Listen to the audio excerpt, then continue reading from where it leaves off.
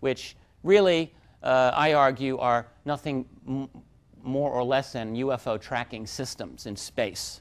And they tracked at exactly the right coordinates at exactly the right time an unknown target directly over Tehran when all of this happened. So it's really a great, solidly documented case. Anyway, moving along through the 1980s, same story.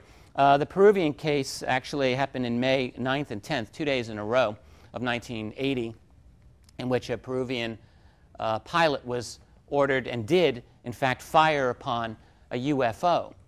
The following, and the object just took off, gone. He had no opportunity to touch it. The next day, the same event happened again. And in this case, the Air Base commander said, "Don't fire," because the weapons were expensive and it had no effect, and he had to explain that. So actually, they didn't fire on it the next day. And on and on and on and on. I mean, the Rendlesham case, everyone probably knows about. Fantastic case, amazing case in 1986 over a large portion of Brazil involving a lot of the Brazilian Air Force. I'll skip the details. You don't really need it at this point. You can read it in my new book when it comes out. Soviet encounters throughout. I mean, when the Soviet Union was in the process of cracking apart, 1989, 1990, 91, that was when, in that country, there was this little window of opportunity, so to speak, in which Soviet people started to talk about this.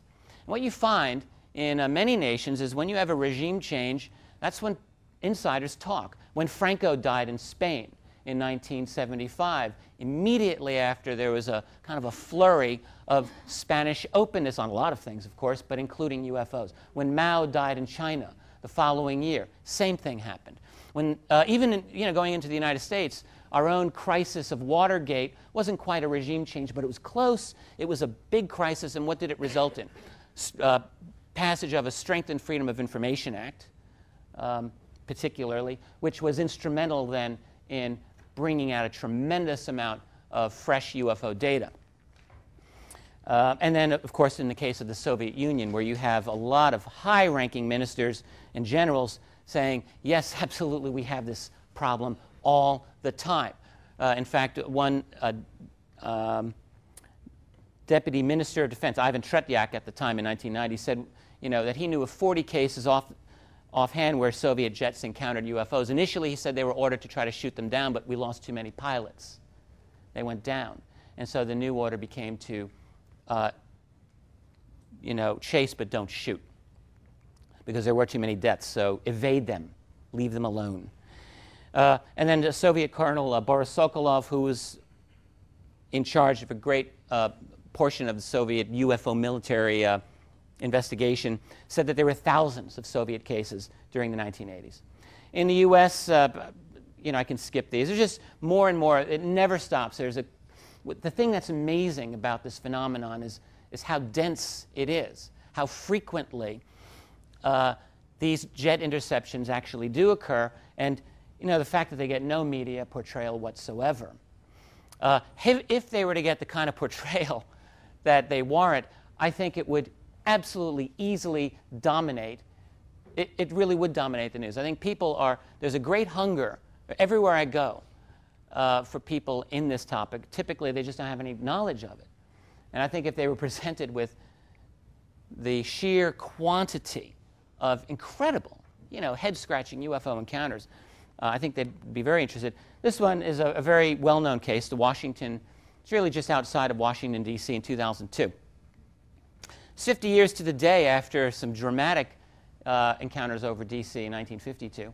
In 2002, just outside D.C., in a little suburb called Waldorf, Maryland, a number of witnesses at 1:30 in the morning got out of their homes because they heard the rumbling of F-16 jets going over their houses.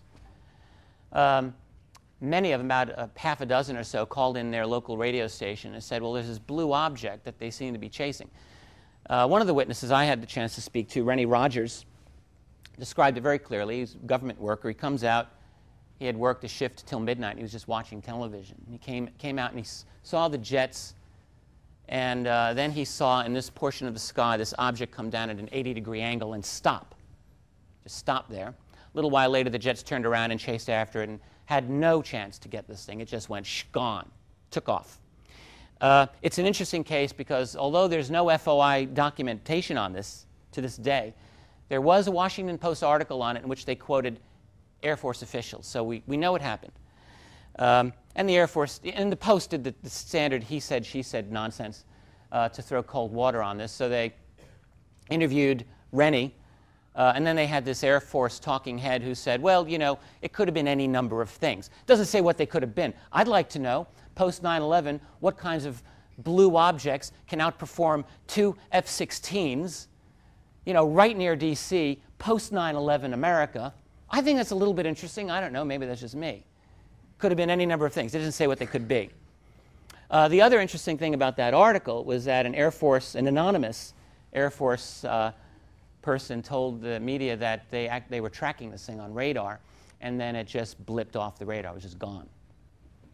So whatever. So it continues on, never stops. And then a little over a year ago, a famous case that took place in Texas, little town of Stephenville.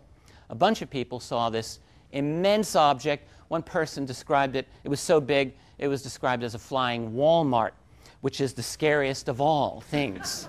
When Walmarts fly, I'm gone, man. I'm out of here. Okay. But anyway, so it came over and then stopped, and then took off, and a bunch of F-16s were seen in pursuit. And in fact, we were able to get, I say we, very loosely, it wasn't me, Angela Joyner, local reporter, and some other people were able to obtain FAA radar data about that. And the last bit of information they were able to get confirmed from the FAA, the Federal Aviation Administration, was that this object was last seen going off in the direction of the Crawford Ranch, which was President Bush's retreat. It literally was going off in exactly that direction. And what we don't know is whether it continued over there, but it was going in that direction. So that's rather interesting, I should say. So a little bit of some of these confrontations. There's much, much more.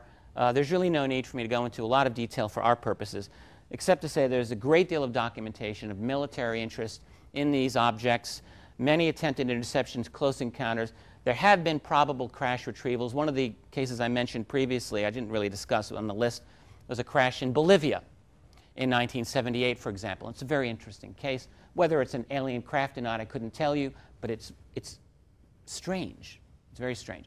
And as I'll mention in a moment, there was actually, I think, a good amount of research done, starting a little bit leaks and so on in the 50s and 60s, but then in the 70s taking off, a lot of insiders talking about crash retrievals of UFOs that have gone down, not just Roswell, many, many. And so if that's true, and I think it is, so you've got that whole aspect going on. So in other words, a silent Cold War. Think of it that way. And so any disclosure or any openness on this topic is going to have to deal with this reality. And this let me just interject here, is the one issue of discomfort that I have with the thesis that an announcement about UFOs will be of an invasion, will be a false flag operation. I mean, here's what I can certainly say on my own behalf, that any announcement that any government says on UFOs is going to be a lie. I will not ever believe it. And if Barack Obama tomorrow were to say we're being invaded by aliens, I would be very, very suspicious of anything he says. All right? But the fact is that there is a genuine history of confrontation, and indeed I would say hostility at some level between us and them. Okay.